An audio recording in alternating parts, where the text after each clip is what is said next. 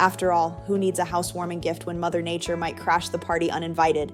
The paradox of development. Here's a South Florida irony for you. As the risks of hurricanes, flooding, and rising seas become glaringly obvious, developers are doubling down on high-risk zones. Coastal Miami-Dade and Broward counties, known for their postcard-perfect beaches and sky-high storm vulnerability, are in the midst of a luxury real estate boom. The allure? Waterfront living, Florida's no-state income tax policy, and the promise of an opulent lifestyle. The affluent are snapping up properties with rooftop infinity pools and private docks, often overlooking the glaring climate risks. Developers are capitalizing on this optimism, marketing resilient luxury with elevated foundations, hurricane-resistant glass, and even private generators. But here's the kicker. Studies predict that by 2050, much of Miami's coastline could be underwater during high tide, and Florida leads the nation in uninsured flood damages, with a jaw-dropping $500 billion in exposed assets. Yet most buyers are far more concerned with their ocean views than their flood zones. Real estate agents joke that denial is Florida's unofficial state motto, while some experts warn that these investments are as fragile as the sand they're built on. The cognitive dissonance is as thick as the Miami humidity, buying into paradise, even when the paradise is sinking. Climate gentrification, the new gold rush.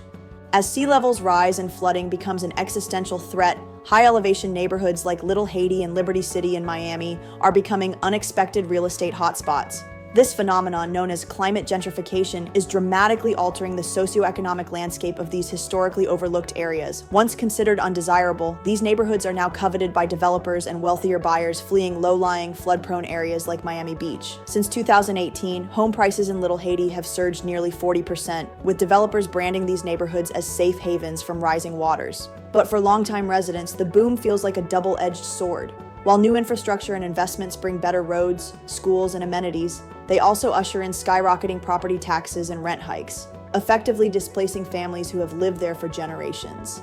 This influx of wealth may appear like progress, but it comes at a cost: the loss of cultural heritage and community stability. In Liberty City, where median incomes are far below the Miami average, residents report being pressured into selling their homes at below-market rates, only to watch those properties be flipped for massive profits. Adding insult to injury, many displaced families are forced to move to areas more vulnerable to flooding, perpetuating cycles of inequality.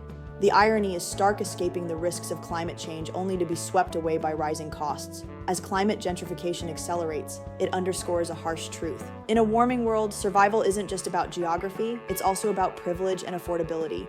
The future forecast. The challenges posed by climate change to South Florida's real estate market are a wake-up call for everyone involved. Developers are increasingly incorporating climate-resilient designs, such as elevated homes and flood-proof infrastructure, to adapt to the new normal. Cities like Miami are investing millions in resilience projects, including pumping stations and seawalls, but experts warn that these measures are only temporary fixes. The real solution lies in reducing carbon emissions and transitioning to renewable energy.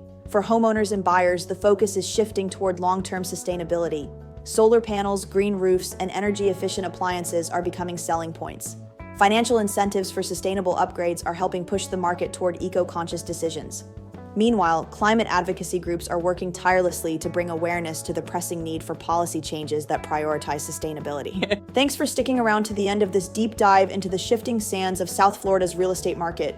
If you enjoyed this video, don't forget to hit that like button and subscribe to our channel for more future videos. Until next time, stay curious, stay informed, and maybe stay a little higher above sea level. See you soon.